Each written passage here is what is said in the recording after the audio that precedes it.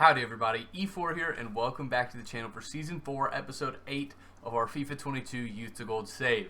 Now technically this is two videos smushed into one, so if you notice, I didn't have a video release on Wednesday. I had recorded the previous episode, and it took me about an hour and a half of recording time. It was a great episode, and I went to go edit it, and I had forgot to unmute my mic.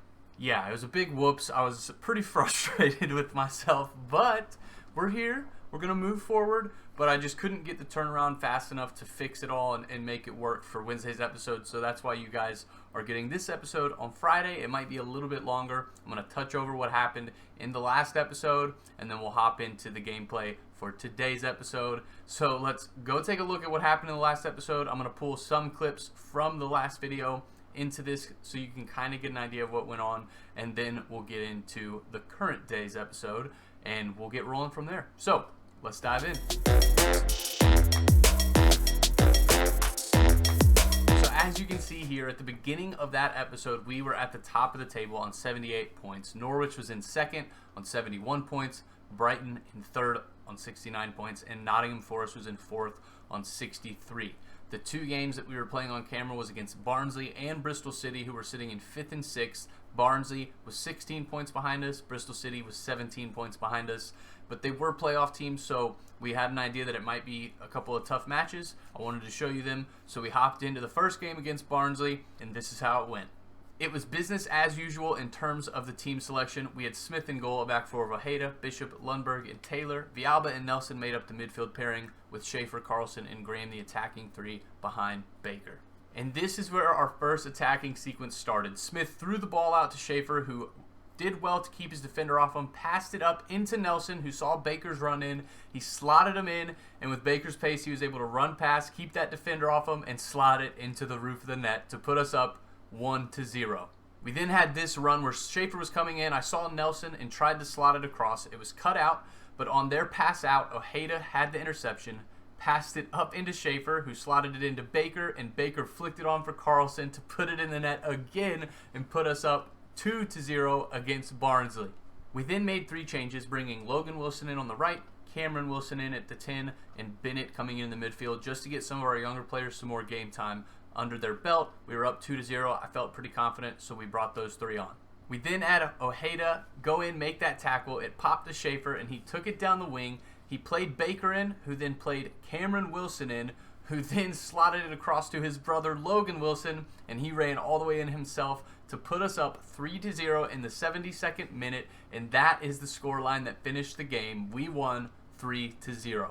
After that, we went into the Bristol City game, and we kept the same exact team. Smith in goal, a back four of Ojeda, Bishop, Lundqvist, and Taylor. Villalba and Nelson making up the midfield pairing, with Schaefer, Carlson, and Graham the attacking three behind Baker. So let's go see what happened. Here we had Ojeda get another interception, pass it up into Villalba, who passed it to Nelson, up to Carlson, and into Schaefer. It was a fast counterattack. Schaefer ran in and got our first goal of the game to put us up 1-0 over Bristol City.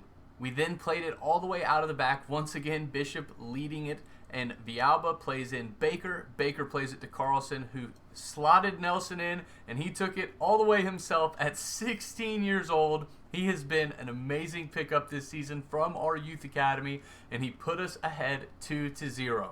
We then made three changes. Nilsson on the left wing, Logan Wilson on the right wing, and Bennett coming in. I wanted to give Nilsson a run out. Again, same thing, just getting some game time into our younger guys so they continue to develop. Now those changes happened at a corner. We whipped the corner in with Nelson. Bishop gets up but doesn't get ahead to it. Logan Wilson collects it on the edge of the area, passes it across into Bennett, who plays Carlson in. Carlson skips around, cuts it back, plays it into Bennett, who slots it across for Baker, who plays Nilsson in beautifully to put us up 3-0. That was his first touch of this game, and he put it in the back of the net. A great statement from Nilsson. And then on the ensuing kickoff from that goal, we pressed it, and Baker won it back. It goes into Carlson. He played it across to Baker. I saw the run from Carlson. Baker loops it over the top. Carlson controls it with his chest, and on the half volley slots it in. And that's the great thing about Baker. He really has great passing ability in that number 9 position where he can play other players in. And like I've mentioned, Carlson, Baker, and Schaefer have been our triple-headed dragon this season, and they have worked together beautifully. And here we see it again. We go up 4-0, and that was the final score of that game. So that was a quick look at a little bit of the gameplay that you guys missed from the episode I recorded but didn't have any audio in. So at least you got to still see some of it. We had 7 goals for and 0 against. It was a great run for us against 2 teams in the playoff positions. We really are a cut above all the other teams in this league this season. We then took on Blackburn Rovers and we beat them 2-0. We had goals from Graham and Carlson. We handled them comfortably.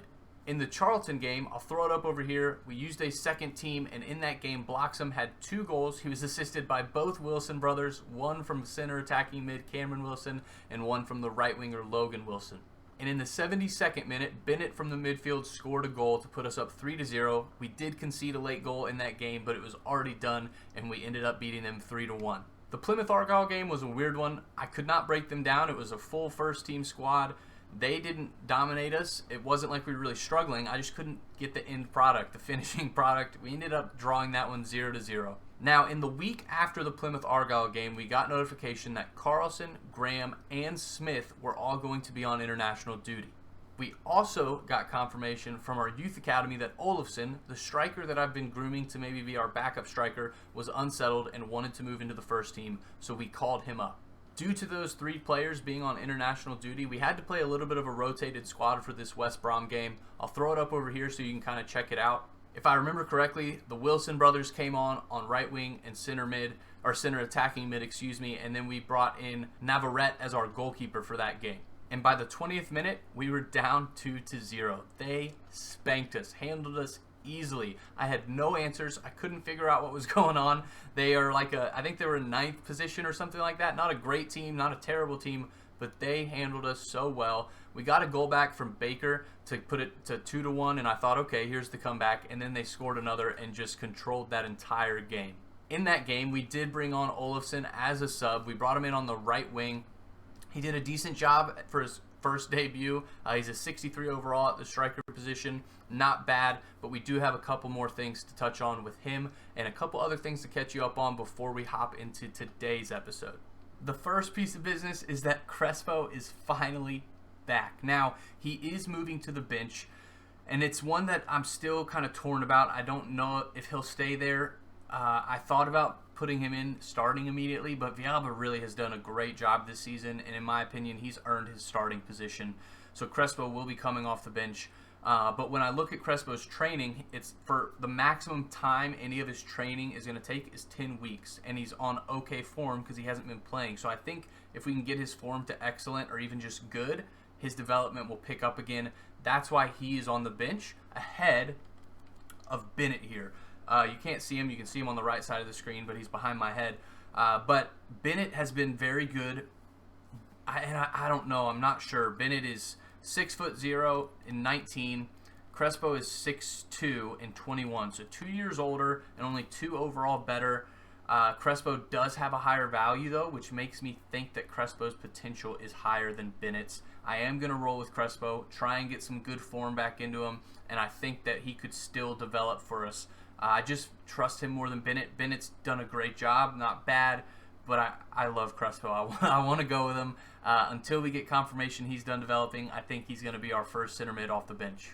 Now here's a quick look at Olofsson, and I started to toy around with an idea. I looked at him, and his pace is great, his dribbling's great, passing and shooting are both very good, and when I pull him up here, even to go to center mid, he could play there at a +4.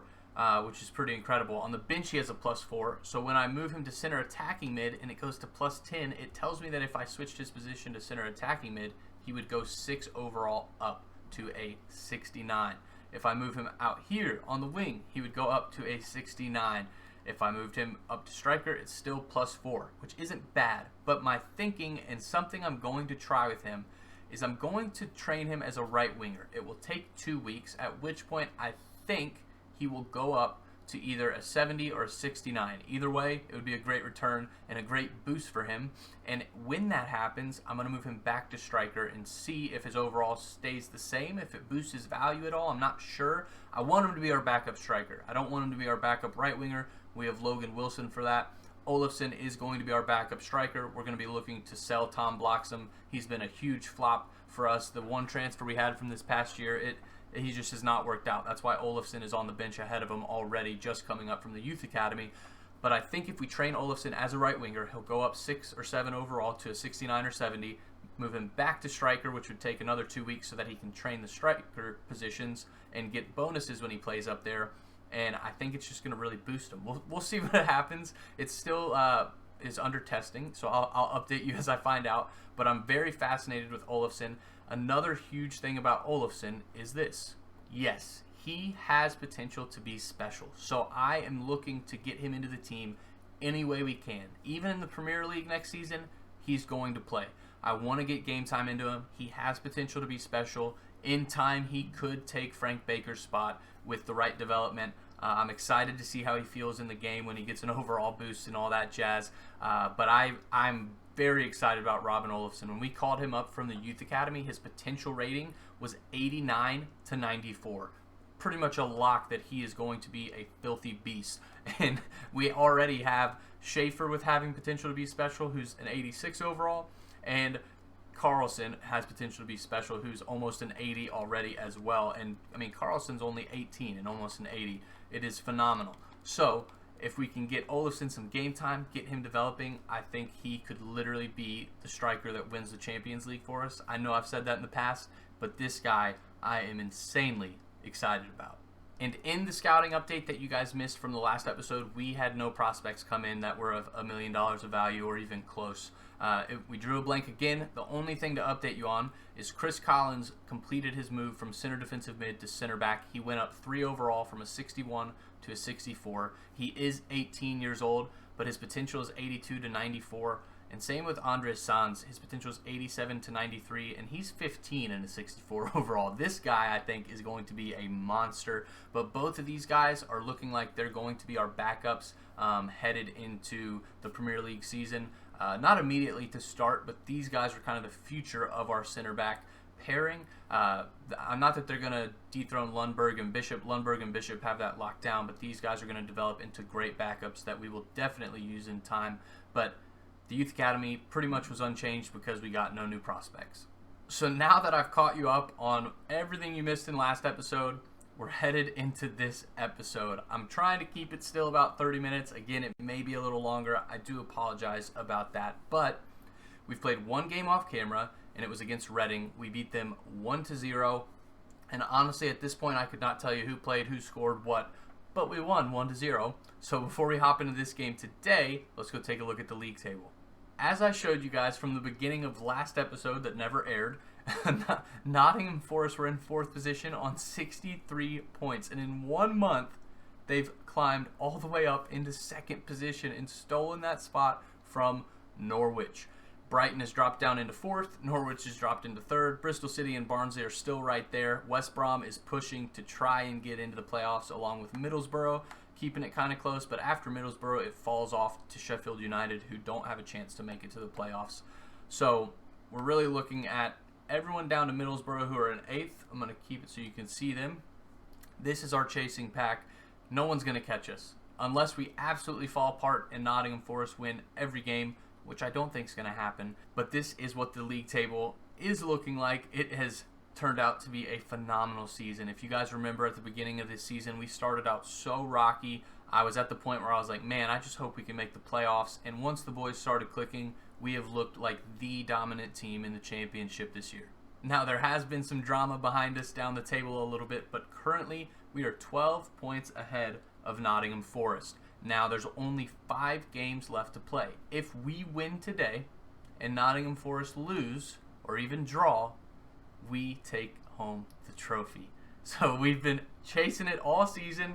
At one point, we were top of the league, and then Norwich came back and took it from us. We were 7 points behind Norwich at one point, and now we've brought it all the way back. Now 13 points ahead of Norwich, 12 points ahead of Nottingham Forest. Again, all we need today is a win, and we need Nottingham Forest to do anything but win, just a draw or a loss, and we lift the trophy. So we're going to go hop into that game, and we are going to be taking on Coventry City, who sit all the way down in 13th. I'm very confident that we can make this happen. Nottingham Forest are going to be taking on Burton Albion, who sit all the way at the bottom of the table, so I'm not convinced that they're going to drop points.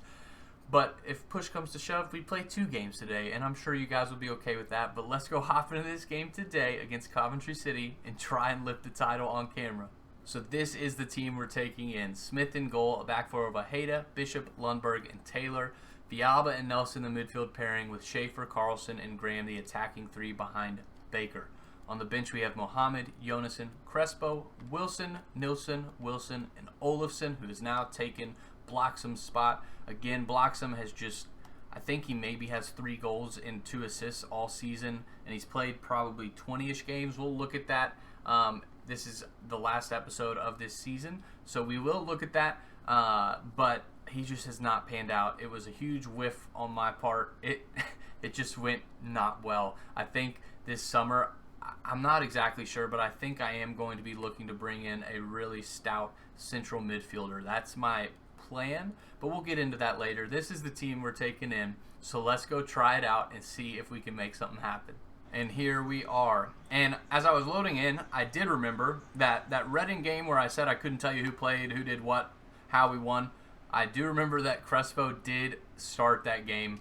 I brought him back just to give him some game time. Oh my, come on. All right, we'll give him a yellow. What an aggressive tackle there to start the game out. But Crespo did make an appearance in that game and played pretty decent.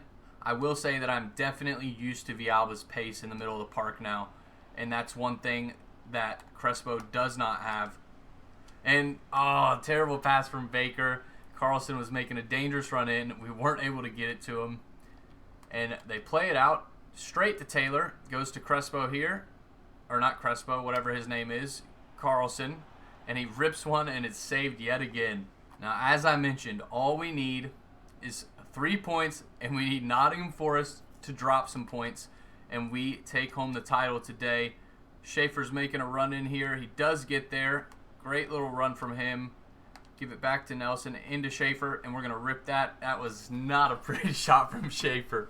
When talking about the midfield, it is kind of a give or take, because with Crespo, bad pass there from Nelson, but with Crespo, you have the physicality, you have the height to win aerial duels, but again, with Vialba, he is just so pacey that he just recovers, he runs people down all the time, and I'm not sure which I like more at this point. And we're going to rip this with Nelson. Oh, good save from their goalie. But like I was saying, I'm just not sure. I like Crespo, but I definitely, playing that game against Reading, I definitely was missing some pace that was lacking in the midfield. So we'll just have to wait and see. And I also have to remember that Vialba, I mean, he was there playing when we beat West Ham. When we gave, I think it was Brentford in the FA Cup as well, 2 Premier League teams. We played very well against each of them, and Vialba was there. Crespo wasn't, and so I'm just not sure. I really don't know what. Is he getting sent off? Oh, it's a different player. But I'm really just not sure. I don't know. My feelings are telling me go with Crespo. He's your boy. He's been here. But Vialba has come along, and Vialba has showing great potential, which is like a low 80s potential rating. Not bad. It's not the best. The ranking of those has potential to be special, an exciting prospect under that, and then under that, showing great potential. And Vialba, great save from Smith. Vialba has showing great potential, so he's not going to be necessarily a global superstar, but he's going to be a good player. And Crespo doesn't have that, but again, like I mentioned, Crespo does have like 10 weeks for each training that he's trying to do, so I do know he has some development in him. But either way, each of their time might be done if we sign a really good central midfielder for our one transfer, depending on how much money we get for going up, and things of that nature. But let me try and focus up. We really need to get a goal here. Oh, that was a foul by Ojeda. They didn't even step in. That was weak. Here's their free kick after that play. and they try and pass it off, and I saw it the whole way. Nelson gets a foot in to kind of thwart it, but they do retain possession. It's going out here to Graham. Now it's down their wing. Nelson is on the ball, playing defense, trying to... It goes terrible cross from them. It does go out of play. 0-0 still heading into this halftime. And it looks like, unless we can get something here, it looks like we're going to go into halftime 0-0 on the day. We're going to get this into Schaefer. He's down here all alone unless they blow the whistle. Oh, and it was a good tackle. That will be the end of the half, I'm sure. There it is. Still 0-0.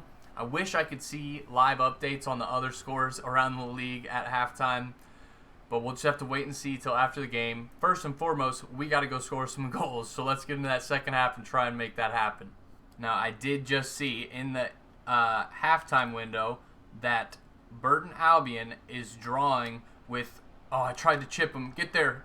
But Burton Albion is tied 1-1 with Nottingham Forest. So we really need to go and get a goal here. Try and get a winner, so that we can take home this title today and save some time on this episode. And Villalba does it on camera for you guys. I can't remember if that's his first one on camera for y'all, but Villalba finally does it. Doesn't hit it wide. Puts us up 1-0. Great play from the boys. Nelson makes that fast turn, plays in Carlson, who then plays in Villalba.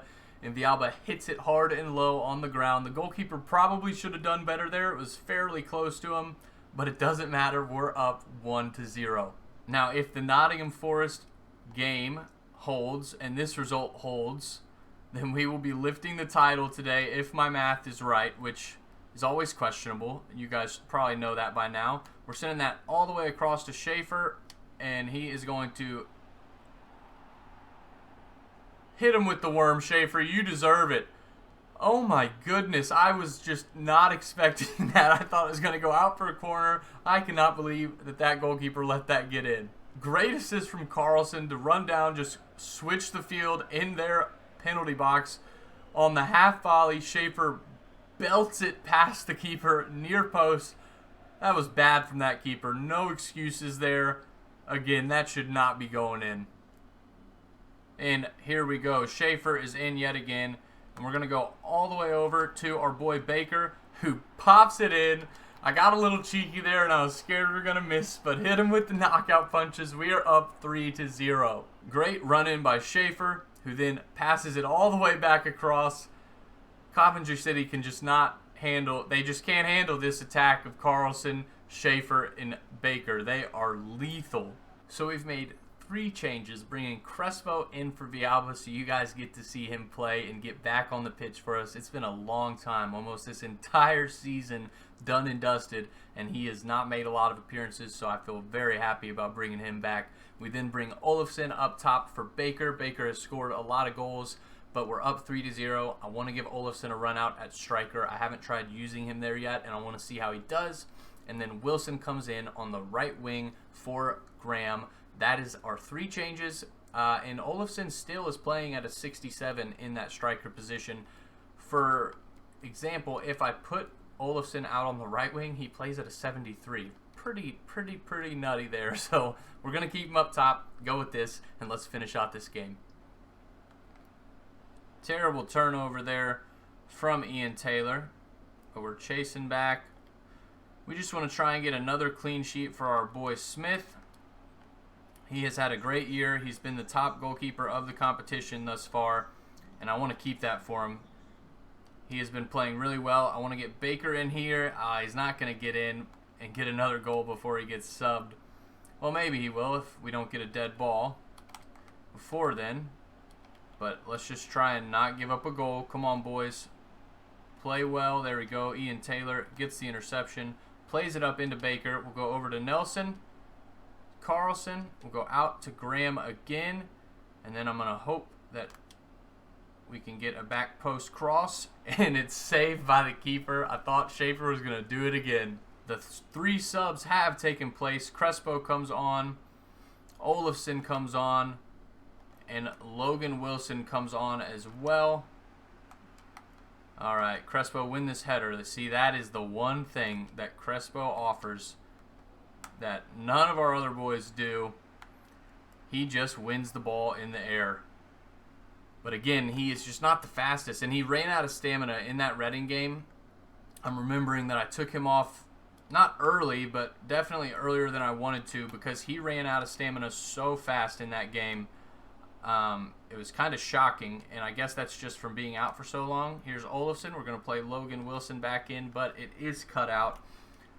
And we'll chase back with Olofsson for now. Another great thing about Olofsson is he is 6 foot or 6'1", so he has potential to be special. He's tall, and he has great attributes already. I'm just very, very excited about him. We'll have to wait and see how the next season does. And it goes off the post. Smith's clean sheet hopes are still alive. Now, again, if these results hold, we haven't seen the Nottingham Forest one in a minute, but if these results hold, we will be lifting the trophy here. Going into Crespo, and we're going to rip that with him. Oh, I wanted him to get a goal for you guys. It's saved and out for a corner. The ensuing corner, we have Schaefer whipping it in, trying to get somebody's head to it. We don't. Olofsson is chasing back. There is the final whistle. Do we lift the trophy? It is not looking like it. I guess Nottingham Forest may have brought their game back to end it with a win, or maybe my math was wrong. We'll have to wait and see, but we don't get to lift the trophy yet. Hopefully at the end of next game, we'll be lifting a trophy for you guys. So I do have confirmation that Nottingham Forest did end up winning their game 2-1.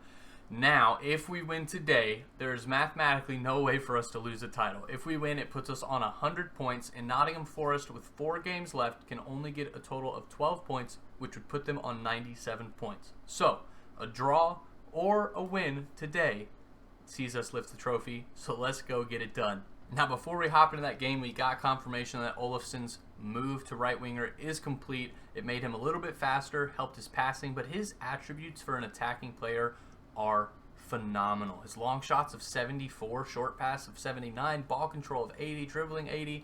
His agility is 76. It's in line with his sprint speed and acceleration, which is why I love using Baker. We talked about it with Bloxham. Having a striker who's big, strong, and is agile is key for us. So let's switch him over.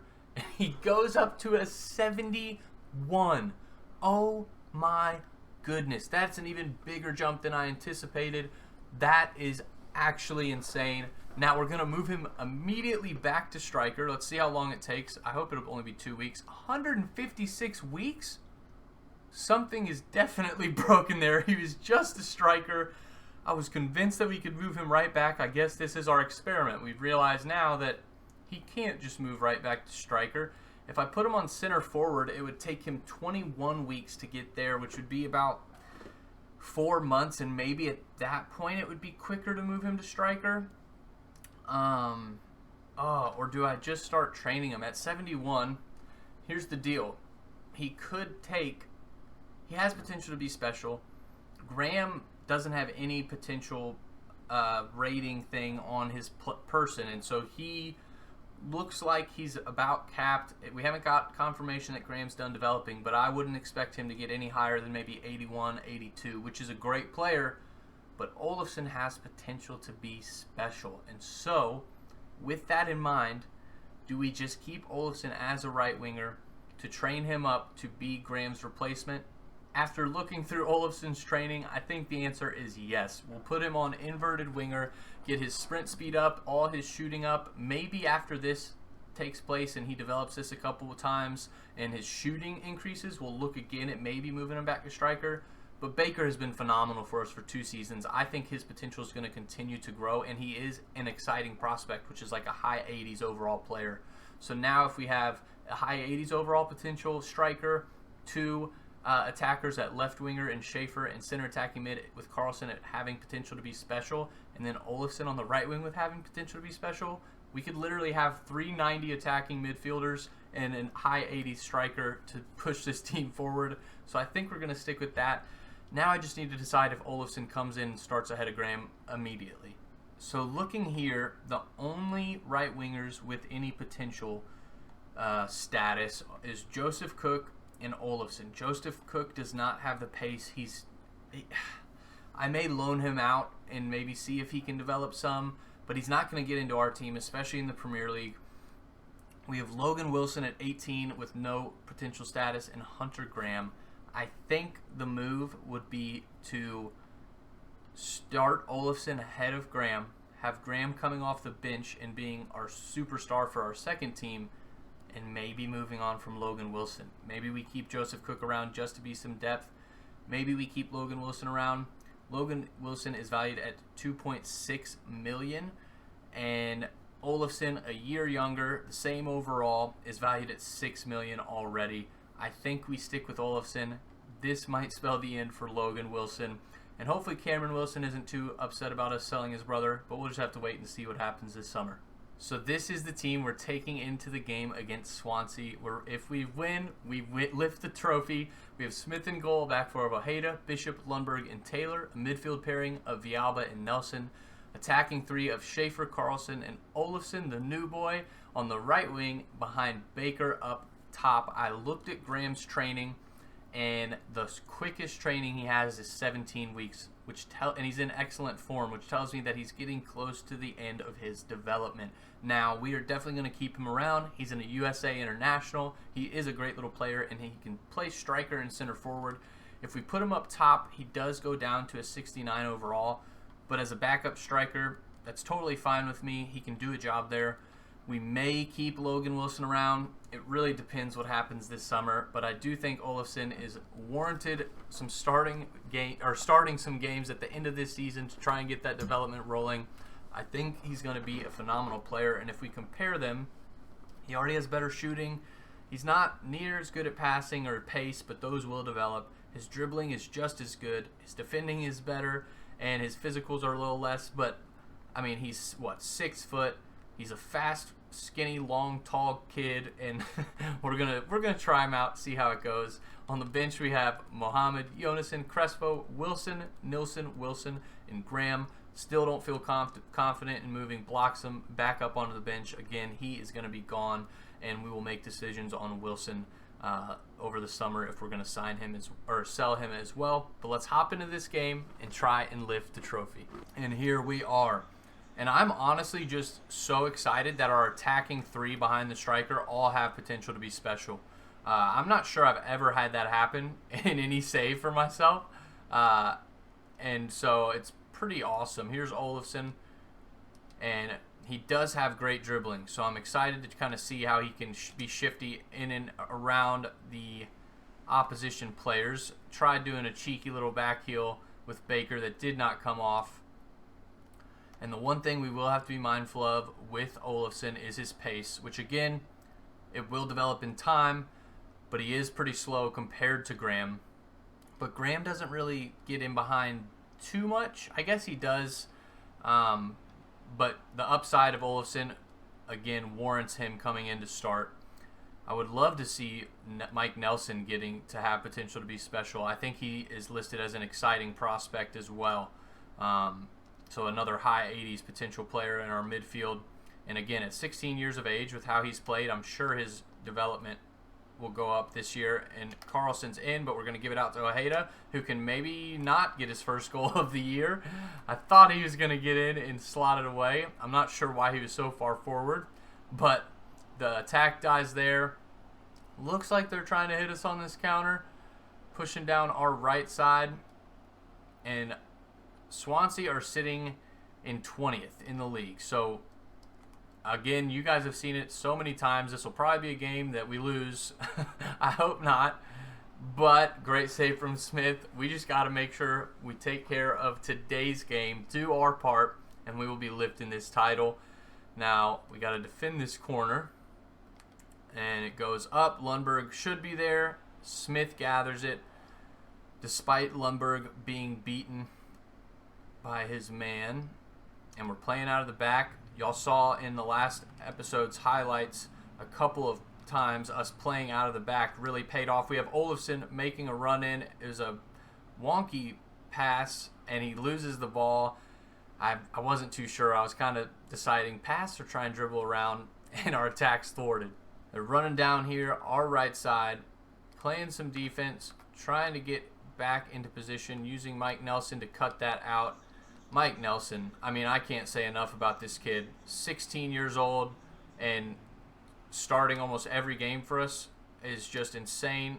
Getting that over to Carlson is a poor play. I probably should have just gone for a finish rather than trying to pass it. But it doesn't come off. Now they're hitting us on this counter immediately. We have Lundqvist chasing back, trying to play some defense. And I haven't really mentioned it, but Lundqvist has been wearing our captain's armband for most of the season. I think it's fitting. I might give it to Bishop because Bishop has higher potential. And, that was fortunate.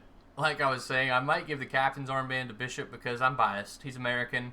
He has more potential than Lundqvist. They're both great players, but I'm very excited about Bishop. Come on, Olofsson, get up. You're tall. I want to see it. Oh, not a good showing from Olofsson there.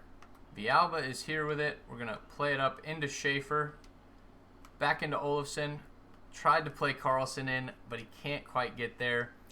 And they spoil our attack yet again. That is the halftime whistle. It is 0-0. Come on, boys. We just need a goal. We get our 3 points today, and we win this title. I guess even if we draw, we win the title. So we're actually doing good. We're fine. So just as long as we don't lose, we lift the trophy today. Here they are working the ball around in our half. And we really should not be having any trouble with Swansea. We have not been able to break them down and get a go-ahead goal. And I really don't want to give up a goal. Like I said, you guys have seen it. I can handle the top teams, but for some reason we take on a bottom struggling team, and I can't seem to get it done. But I'm not going to speak that evil over me. I believe in our boys. I believe in our team. Villalba in there with a foot. He's not going to win that. Oh, he does win it, actually. Goes up into Carlson. Olofsson is way back from playing defense there, so we don't have a lot of support, but Baker makes a great run there. I should have get that into Villalba, and it was I don't even know what angle he took. I don't even know how to commentate on that. I just was so disgusted with everything I just saw. And they're here again in our half, pushing us. I'm not playing for a draw. I'm playing for the win, but I will accept a draw. And Bishop blocks that. It goes out for a Swansea corner. Now we need to defend this. Ojeda's there, and it was almost very bad. We've seen our team break down, but they were offsides. It's going to be a free kick to us. And we send it down to Schaefer from Villalba. And this defender is rapid. We're going to cut in, give it over to Villalba to rip it, and it goes out for a corner. That defender was insanely fast. Schaefer has 90 acceleration and 99 sprint speed, and that defender was staying right with him. And Olofsson gets up and wins that, which I like to see. That is a welcome change. We have not had a physical presence like that to win balls. Carlson here. And he plays his way into trouble. They take it off him. They're trying to hit us on this counter. I don't want to bring Crespo on yet. I don't think we need to. But we do need to be mindful of the energy in the middle of the park. And maybe start thinking about making that change. And we'll get that out to Schaefer. We'll go up into Baker. Over to Carlson. Nelson. And I tried to go to Olofsson, but he had just stopped his run. That was poor reading from me. And Ian Taylor gets there multiple times, and he does keep it. We'll go into Villalba here. Down the wing to Schaefer. And I should have passed it a lot sooner. We're kind of stuck. It goes back to Mike Nelson. We'll go out to Olofsson, into Baker. And Schaefer's there. Tried to rip it. Bad decision. They're hitting us again on this counter. But we got 6 minutes of in-game time left. If we can keep this result, we win the trophy. But I am nervous that they are going to really be pushing to spoil our day. I'm sure they would love to. They don't really have anything else to play for, so coming in and being the spoilers is probably something that they have been talking about all week. We get a foot in with Ojeda. We're going down the wing to Schaefer, and he is in here, and he makes a bad touch in that fast defender. I need to figure out who that is. He is rapid, closes him down, and we got a minute of game time left, extra time. If we can win the ball back, we lift the title. We'll lift the trophy. Come on, boys. Come on, boys. Don't do anything silly. Okay, I'll take. I thought that was a penalty. Come on, they gave him so much extra time. If we give up a goal here, I'm going to be gutted. And it goes over. And that's the final whistle.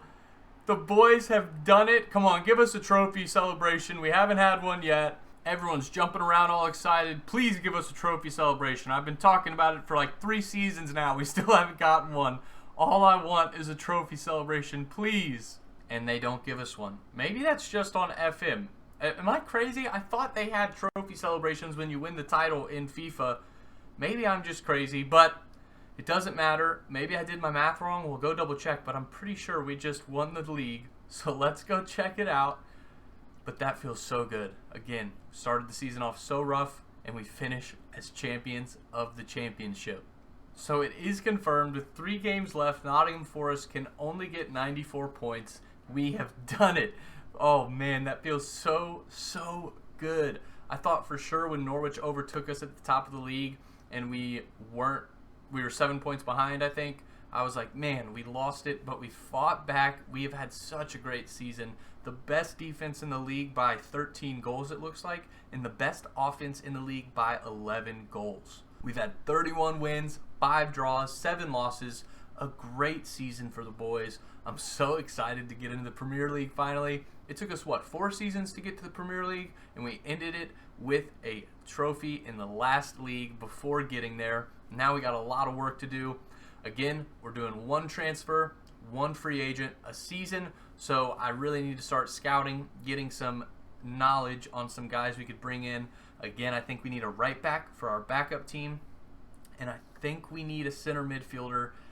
I'm still not sure on that. We may need a backup striker if we're moving Bloxham on, and since Olofsson is now our starting right winger, some plans that I have changed, so I'll look into it a little bit more. We'll wait and see, but man, what a great way to end this season.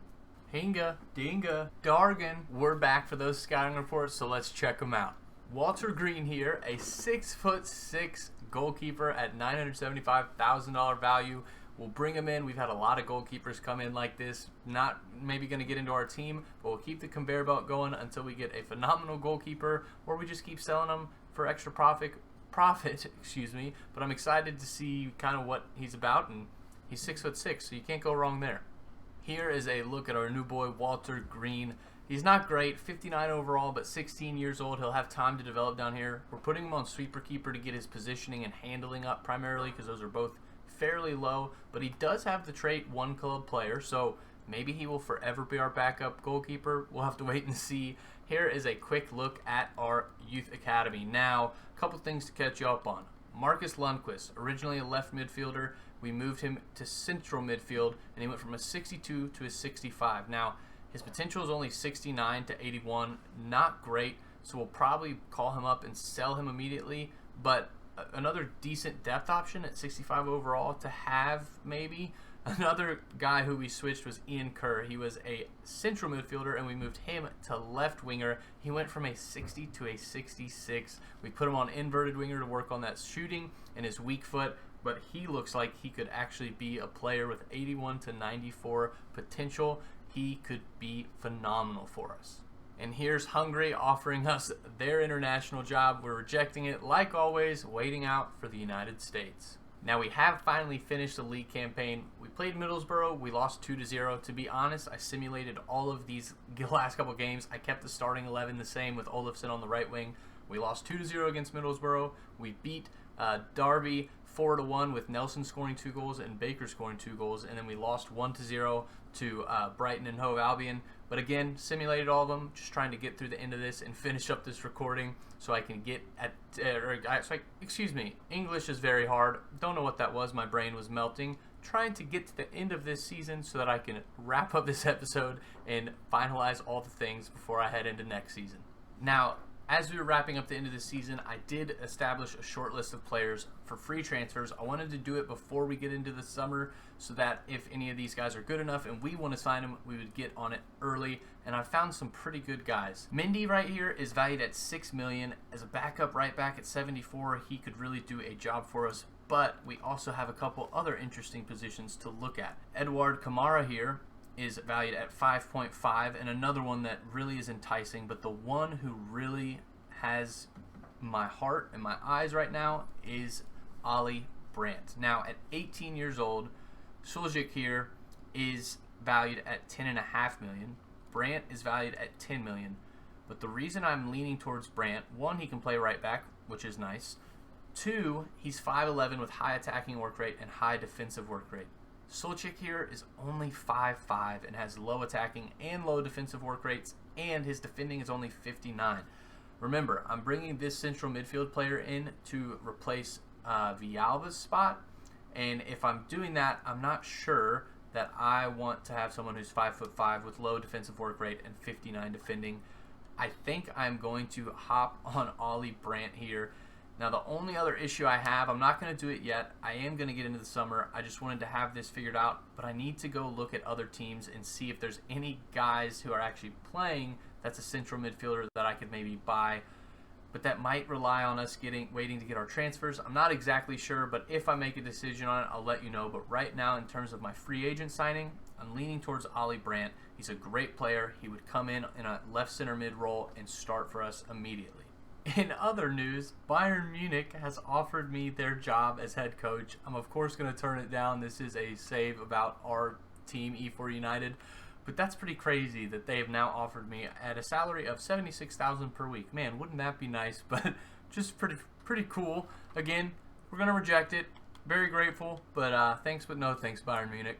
Now Portugal is in for my signature as their boss. Not going to take that on once again. Turning down a lot of job opportunities. And now, right after we reject this, we're going to get into the old-fashioned Hinga Dinga Dargan. Let's get into these scouting reports.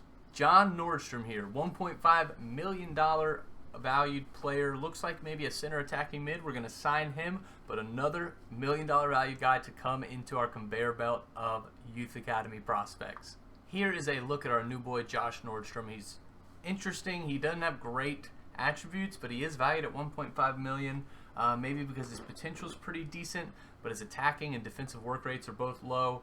He's probably not going to really get into our team. I'm training him as an attacking midfielder to get his pace up because it's 62 acceleration and 64 sprint speed. So trying to make him a little bit quicker, but that's a look at him. Here is a quick rundown of our youth academy, and our guys are looking fairly decent. We have all green potentials. Lundqvist was the one who was in the yellow, but since his move, he's now moved up to a green potential. Not a high potential, but it is still green. We'll keep these guys down here developing, and like normal, when they tell me that they're ready to come up, I will bring them up. But that is a quick look at our youth academy.